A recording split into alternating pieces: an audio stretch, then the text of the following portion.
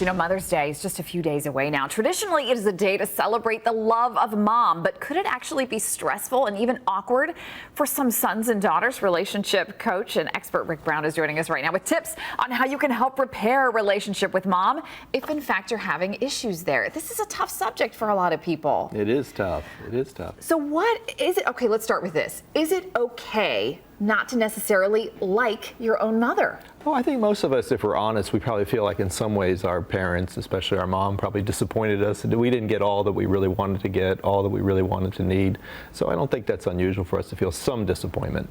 Do you find that that is often the root of a lot of other problems in relationships? Well, actually what happens is what you didn't get from your own parents, you're going to find that you're going to eventually be in a relationship with somebody else where you re-experience that. So if you grew up with a parent who was emotionally unavailable, for example, chances are you're going to get into a relationship, a marriage, in which you're going to re-experience being with a person who is emotionally unavailable.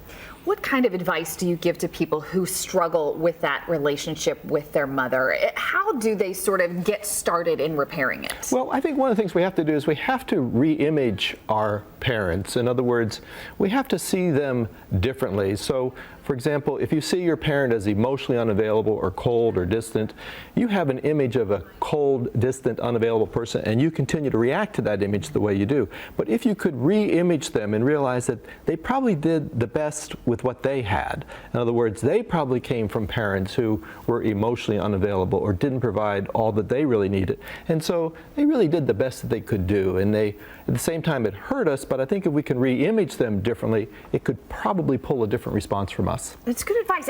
What about if you're just in a situation where mom or dad just get on your nerves? They irritate you. Maybe the relationship, was fine. They did a good job bringing you up, but you just feel like there's always sort of that friction there. It's just sort of that irritating friction. Is there a way to sort of overcome that, or do you have to just kind of put it in the back of your mind? Well, I think you can always try to find some way to still be in connection with your parents. And so whether it's you take the high road and you reach out to them, even though they irritate you, if you can kind of take that high road, I think in the long run you'll feel better about that.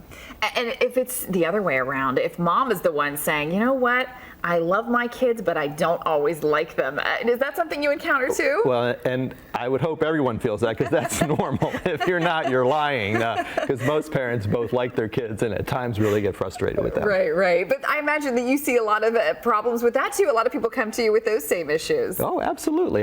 And feel guilty about that. Right. But I think if you could say to yourself, this is normal. I'm doing the best I can. I mean, you know that as a working mom. I mean, there's only so much of you can give, and you're never off duty. You come home, you're completely exhausted, and you're doing the best you can with what you have. We're all doing just the best we can, aren't we? We really are. Rick Brown, thanks so much. Happy Mother's Day to all the moms out there, and hopefully Rick's helped you to get over the hump a little bit and make things better. Thank you so much for being with us this morning.